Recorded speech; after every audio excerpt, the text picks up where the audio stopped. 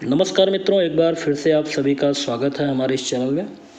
आज के इस वीडियो में कुछ महत्वपूर्ण बिंदुओं का अध्ययन करेंगे और आज का जो महत्वपूर्ण बिंदु है वो प्राचीन साहित्य में जो चित्रकला से संबंधी बातें हैं।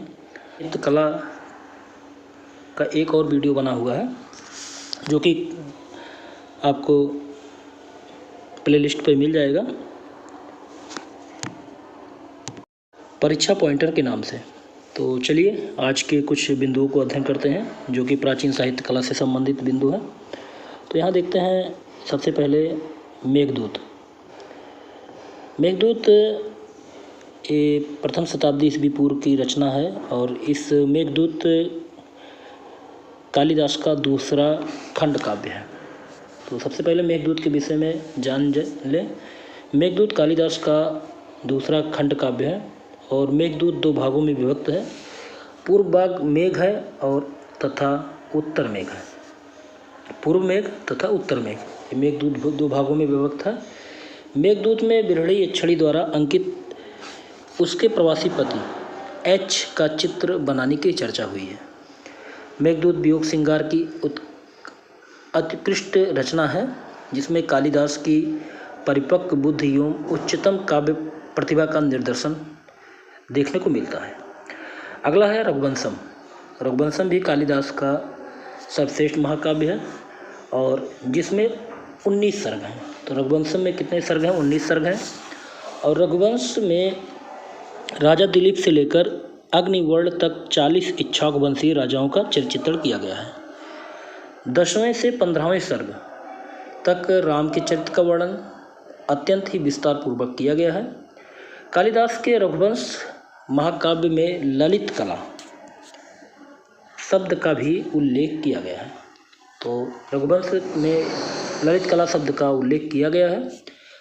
रघुवंश के 16वें सर्ग में विभक्त अयोध्या नगरी का वर्णन करते हुए लिखा गया है कि वहाँ के प्रासादों महलों की भित्तियों पर नाना भांति के पद्यवानों में मध्य क्रीड़ा करते हुए हाथियों को चित्रित किया गया है। ये चित्र इतने सजीव हैं कि सिंहों ने इसे असली हाथी समझकर अपने नाखूनों से उसका वक्ष स्तर विदीर्ण कर दिया था। रघुवंश नामक महाकाव्य में श्रेष्ठ काव्य की सभी विशेषताएं उसके साथ साथ रसों का पूर्ण परिपक्व मिलता है। अगला जो ग्रंथ है कादम्बरी। कादम्बरी संस्कृत गद्य का एक सर्वोत्कृष्ट रचना है। इसके रचनाकार वाणभट्ट हैं। याद कर लीजिए, कादम्बरी के रचनाकार वाणभट्ट हैं। वाणभट्ट का कादम्बरी दो भागों में विभक्त है, पूर्वार्ध और उत्तरार्ध। इस ग्रंथ में चंद्रापीड़ तथा कादम्बरी की प्रथम कथा का वर्णन मिलता है। वाणभट्ट द्वारा संस्कृत भाषा में रचित कृत कादम्बरी में 5 शुद्ध वर्णों का उल्लेख मिलता है। वो 5 शुद्ध वर्ण कौन से हैं? नील, पीत, लोहित, धवल और हरित। और कादम्बरी से वर्णों के साथ साथ वर्ण चित्रों, भाव चित्रों और रेखा चित्रों की प्रशंसा की गई है। राजप्रसादों तथा राजभवनों में सुरक्षित चित्रशालाओं का वर्णन भी कादम्बरी में मिलता है। अगला है टॉपिक या अगला जो ग्रंथ है हर्षचरित। तो हर्षचरित की बात करें तो वाणभट्ट की सर्वाधिक प्रसिद्ध ऐतिहासिक रचना हर्षचरित है और हर्षचरित जो है 8 उच्छ्वासों में विभक्त है। इस ग्रंथ का प्रधान उद्देश्य हर्षवर्धन के जीवन तथा उनकी उपलब्धियों का वृत्तांत प्रस्तुत करना है। हर्षचरित के द्वारा यह ज्ञात होता है कि उस समय राजा को भेंट स्वरूप जो वस्तुएं दी जाती थी उनमें चित्रण संबंधी सामग्री एवं चित्र भी मिलते थे। परलोक की कल्पना के जो चित्र दिखाकर पैसे कमाने का वर्णन वाणभट्ट के हर्षचरित में भी मिलता है। हर्षचरित से हमें तत्कालीन भारत के सामाजिक एवं सांस्कृतिक दशा का पूर्ण एवं प्रमाणिक विवरण देखने को मिलता है। इसके बाद अगला ग्रंथ है 10 कुमार चरित्र जो कि 700 ईस्वी पूर्व का है। 10 कुमार चरित्र एक घटना प्रधान कथानक है। 10 कुमार चरित्र की रचना डांडी ने की थी। वाणभट्ट के पश्चात डांडी संस्कृत गद्य साहित्य के प्रसिद्ध लेखक माने जाते हैं। 10 कुमार चरित्र में पाटिलपुत्र के राजा राजहंस तथा उनके मंत्रियों के 10 पुत्रों के जीवन की साहसिक घटनाओं का विवरण प्राप्त होता है। 10 चरित्र के अनुसार अन्य विषयों की भांति राजकुमार के लिए चित्रकला की शिक्षा प्राप्त करना आवश्यक है।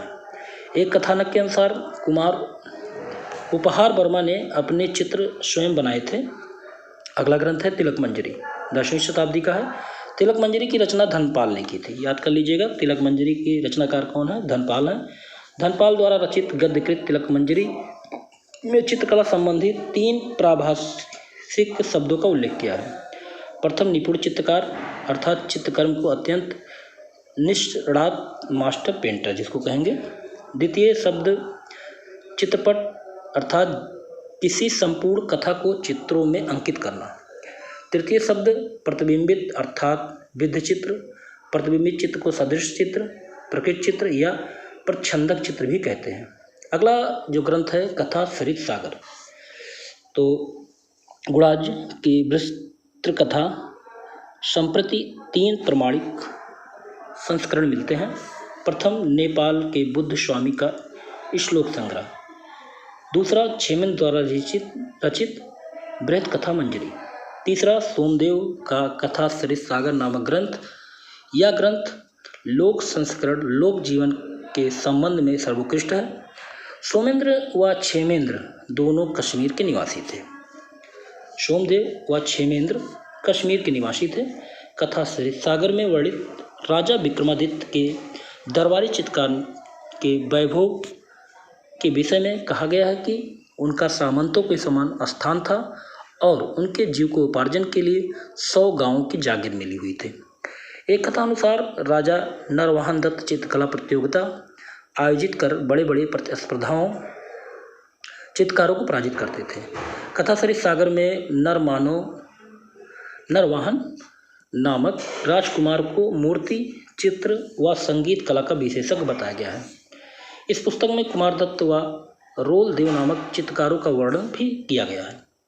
अगला आते पुराण की बात करते हैं। तो वैदिक साहित्य के बाद लौकिक साहित्य का विकास होता है और पुराण उसी गद्य लौकिक साहित्य का एक भाग है। पुराण अर्थात प्राचीन कलाएं। पुराण संवादात्मक शैली में रचित है, अर्थात इसे दो से अधिक व्यक्तियों के बीच वार्तालाप के रूप में लिखा गया है। अगला ग्रंथ देखते हैं। सबसे पहले विष्णुधर्मोत्तर पुराण। तो विष्णुधर्मोत्तर पुराण विष्णु पुराण का एक ही अंग है और इस पुराण का समय 6वीं शताब्दी माना गया है। विष्णुधर्मोत्तर पुराण के 3 खंड हैं। अब देखते हैं 3 खंड क्या है। प्रथम खंड में 269 अध्याय हैं, द्वितीय खंड में 183 अध्याय हैं और तीसरे खंड में 118 अध्याय हैं। तृतीय खंड में प्रथम अध्याय रूप निर्माण व कलाओं के अंतः संबंध पर आधारित है। अध्याय 2 से 17 तक संगीत से संबंधित है तथा अध्याय 20 से 34 तक नृत्य व रंगमंच पर आधारित है। विष्णुधर्मोत्तर पुराण के तीसरे खंड के 35वें अध्याय से लेकर 43वें अध्याय तक चित्रसूत्र नामक एक प्रकरण है। याद कर लीजिएगा, विष्णुधर्मोत्तर पुराण के तीसरे खंड के 35वें अध्याय से लेकर 43वें अध्याय तक चित्रसूत्र नामक एक प्रकरण है। ठीक, विष्णुधर्मोत्तर पुराण के चित्रसूत्र में चित्रकला को कलाओं में सर्वोच्च स्थान दिया गया है और वहाँ लिखा गया कला नाम परम चित्रम। विष्णुधर्मोत्तर पुराण का चित्रसूत्र भारतीय चित्रकला की पौड़ परंपरा को प्रदर्शित करने वाला एकमात्र ग्रंथ माना जाता है। चित्रसूत्र का सर्वप्रथम अनुवाद डॉक्टर स्टेला कैम्ब्रिज और उसके बाद डॉक्टर आनंद कुमार स्वामी ने अंग्रेजी में अनुवाद किया। तो याद कर लीजिएगा, वेरी इंपॉर्टेंट है। चित्रसूत्र का सर्वप्रथम अनुवाद डॉक्टर स्टेला कैम्ब्रिज ने किया था और बाद में डॉक्टर आनंद कुमार स्वामी ने अंग्रेजी में इसका अनुवाद किया था। इसका तीसरा अनुवाद जो किया गया था प्रिय बालाशाह के द्वारा। विष्णुधर्मोत्तर पुराण में चित्रकला का विवेचन अध्याय 35 से लेकर 43 तक चित्रसूत्र नाम से 9 अध्यायों में विभक्त है। कितने अध्यायों में विभक्त है? 9 अध्यायों में विभक्त है। पूरा काल में उर्वशी की सृष्टि करते हुए नारायण मुनि ने लोगों की हित कामना में चित्रसूत्र की रचना की थी। चित्रसूत्र के अनुसार नारायण मुनि ने विश्वकर्मा को चित्रकला की शिक्षा दी, जिसको ग्रहण कर विश्वकर्मा ने सृष्टि का चित्र बनाया था।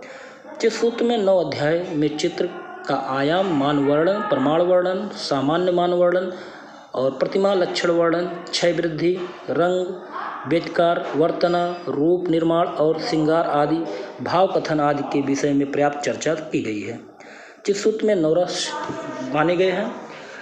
श्रृंगार रस, हास्य रस, करुण रस, रौद्र रस, वीर रस, भयानक रस, विभत्स रस, अद्भुत रस और शांत रस। रसों का प्रयोग किस रूप में होना चाहिए, इसका भी वर्णन यहाँ पर किया गया है। चित्रसूत्र में 4 प्रकार के चित्र देखने को मिलते हैं, इंपॉर्टेंट है। वो 4 प्रकार के चित्र हैं सत्य, वर्णिक, नागर और मिश्र। तो चित्रसूत्र में 4 प्रकार के चित्र देखने को मिलते हैं, सत्य चित्र, वर्णिक चित्र, नागर चित्र और मिश्र चित्र। आगे देखते हैं, विष्णु धर्मोत्तर पुराण में 5 प्रकार के मुख्य रंगों का चित्रसूत्र में शरीर के अंगों के आधार पर पुरुषों के 5 भेद बताए गए हैं। वो 5 भेद कौन है? हंस, भद्र, माल्यव, रुचक और शासक। और हंस पुरुष की लंबाई 108 अंगुल, भद्र पुरुष की लंबाई 106 अंगुल, मालवीय पुरुष की लंबाई 104 अंगुल, रुचक पुरुष की लंबाई 100 अंगुल, शासक पुरुष की लंबाई 90 अंगुल माना गया है।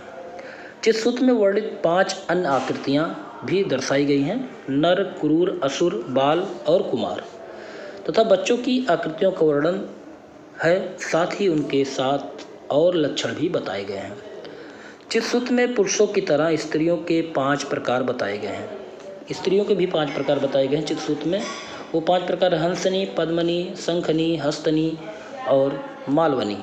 चित्रसूत्र में केशों के भी 5 प्रकार बताए गए हैं, कुंतक, दक्षिणावर्त, तरंग, जटासर, वारिधारा। चित्रसूत्र में 5 प्रकार के नेत्रों का भी वर्णन किया गया है, चपलाकृत नेत्र जिसको धनुषाकार कहेंगे, समाकृत नेत्र गोलाकार है, मतोसदर नेत्र मछली के समान, उत्पल पत्रभा नील कमल के समान और पद्म पत्रनिभा कमल पंखुड़ी के समान नेत्र। चित्रसूत्र में 5 प्रकार के रंगों का उल्लेख भी किया गया है, वो लाल है, नीला है, पीला है, काला है, सफ़ेद है। तो चित्रसूत्र में 5 प्रकार के रंगों का उल्लेख भी मिलता है। विष्णु धर्मोत्तर पुराण में वर्णित चित्र विधान संपूर्ण भारतीय शिल्प पर चित्रार्थ न होकर केवल चित्रकला पर चित्रार्थ होता है। चलिए अगला देखते हैं, अग्निपुराण। अग्निपुराण के लगभग 13 अध्यायों में शिल्प विषयों की विस्तृत विवेचना मिलती है। अग्निपुराण का शिल्प कला विवेचन अधिक वैज्ञानिक और खोजपूर्ण है।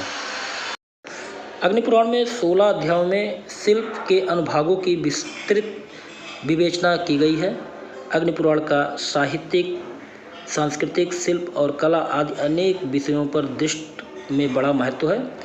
अगला जो पुराण है हरिवंश पुराण। हरिवंश पुराण का उल्लेख बाणासुर की पुत्री उषा के लिए एक सखी चित्रलेखा ने तत्कालीन प्रसिद्ध पुरुषों के व्यक्ति चित्रित किए थे। इसका वर्णन हरिवंश पुराण में मिलता है। मत्स्य पुराण की बात करें, मत्स्य पुराण में लगभग 8 अध्यायों में शिल्प तथा कला की चर्चा की गई है। इसमें शिल्प शास्त्र के प्रवर्तक 18 आचार्यों की नामावली भी वर्णित है, जिनमें वो नामावली कौन से हैं? भृगु, अत्रि, वशिष्ठ, विश्वकर्मा, मय, नारद, नग्नजीत, विशालाक्ष, पुरंदर, ब्रह्मा, कुमार, नंदीश, शौनक, गर्ग, वासुदेव, अनिरुद्ध, शुक्र और बृहस्पति। इनमें से विश्वकर्मा को शिल्प शास्त्र के अपूर्व आचार्यों के रूप में निष्ठापूर्वक स्मरण किया जाता है। मत्स्य पुराण के 3 अध्याय से प्रस्तर तथा मूर्ति निर्माण कला। स्कंद पुराण में नगर निर्माण, स्वर्णशाला निर्माण, रथ निर्माण, रथापथ निर्देश, चित्रकर्म पर विवेचना मिलती है। स्कंद पुराण के महेश्वर और वैष्णव नामक खंडों में शिल्प और कला के संबंध में उपयोगी बातें कही गई हैं। स्कंद पुराण के नागर खंड से ज्ञात होता है कि राजकुमारी रत्नावली के वर चयन हेतु सुयोग्य राजकुमारों के व्यक्ति चित्रकारों द्वारा चित्रित करने का उल्लेख भी मिलता है। अगला है पद्म पुराण। पद्म पुराण के उत्तराखंड में कहा गया है कि केरल राज्य की मंत्री की सुपुत्री ने तीर्थ यात्रा की चित्र पुस्तिका राजकुमारी हेम गौरांगी को दिखाई थी। इस तीर्थ पुस्तिका से प्रभावित होकर राजकुमारी ने यह निश्चय किया वह इन तीर्थों का अवश्य भ्रमण करेगी। पद्म पुराण के सृष्ट खंड में वर्णित है कि भगवान शंकर के क्रीड़ागृह की भांति भीत पर पालतू मयूर और राजहंसों के भव्य चित्र उकेरे गए हैं। गरुड़ पुराण में भी प्रतिमा विज्ञानों के प्रमाणों का श्रेष्ठ वर्णन देखने को मिलता है। अगला जो है वो इम्पोर्टेंट है, चित्रलक्षण। तो विष्णु धर्मोत्तर पुराण के पश्चात चित्रकला विषयक प्राविधिक सामग्री का विस्तृत विवेचन करने वाला दूसरा प्रौढ़ ग्रंथ नग्नजीत द्वारा रचित चित्रलक्षण है। चित्रलक्षण ग्रंथ का रचना काल 6वीं तथा 7वीं शताब्दी के मध्य माना जाता है। चित्रलक्षण का तिब्बती भाषा में अनुवाद मिलता है, जो तंजौर ग्रंथमाला के अंतर्गत प्रकाशित होती है।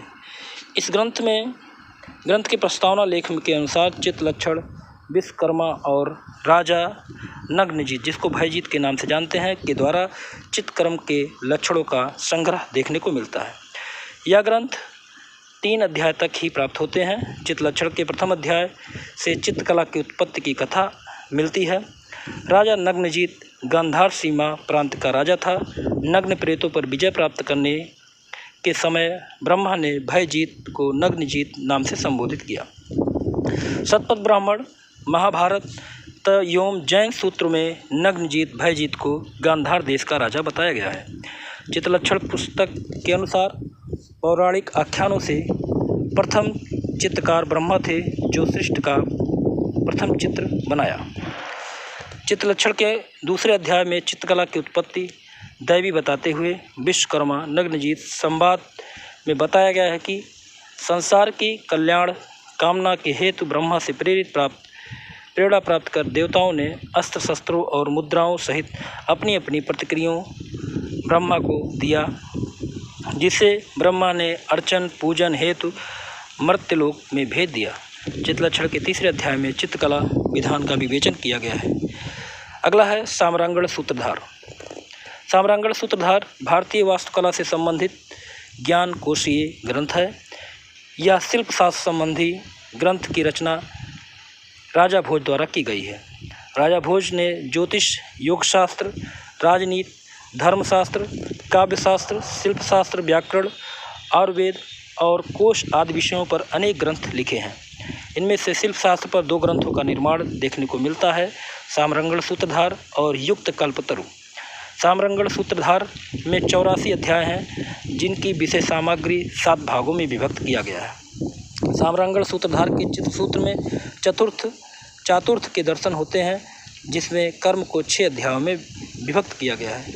वो 6 अध्याय हैं: चित्रोद्देश्य, भूमिबंधन, लोत्क्रमादि, अंडक, प्रमाण, मनोत्पत्ति, रस, दृष्टि, लक्षण, मनोल्लास, अभिलाषार्थ, चिंतामणि। मनोल्लास की रचना 12वीं शताब्दी में सोमेश्वर ने की थी। वेरी इंपॉर्टेंट है। मनोल्लास की रचना 12वीं शताब्दी में सोमेश्वर के द्वारा की गई थी। सोमेश्वर चालुक्य नरेश विक्रमादित्य के पुत्र थे।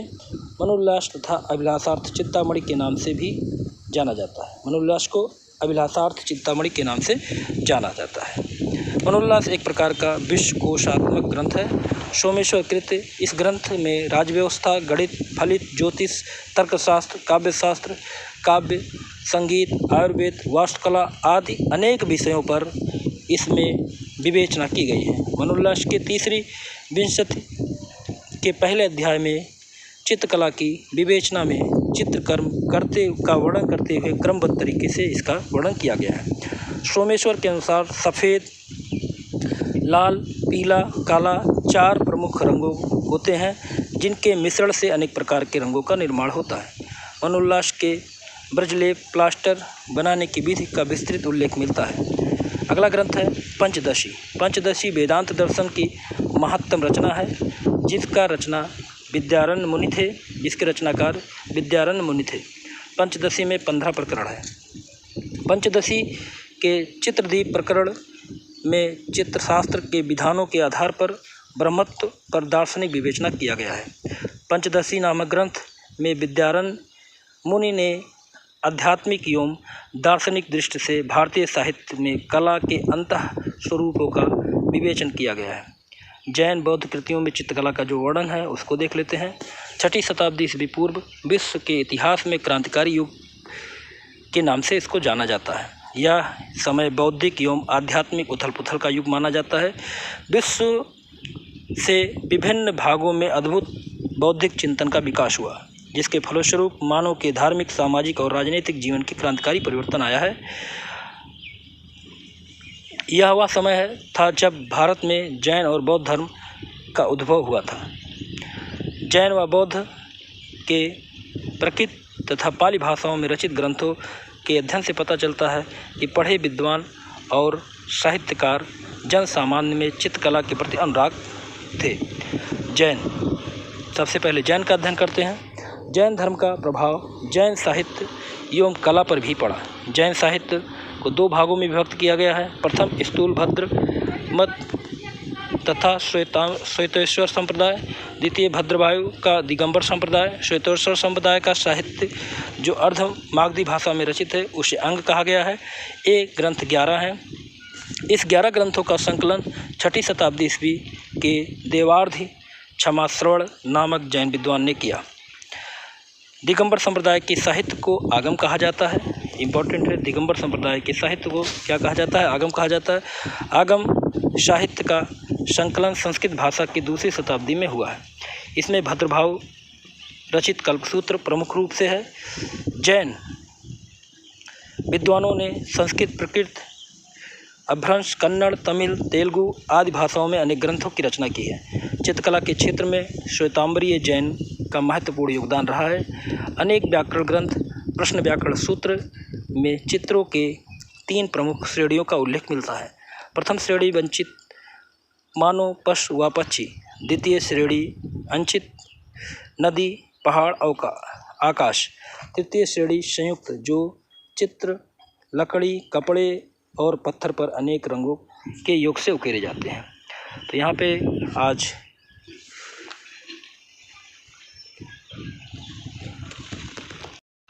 इतना ही।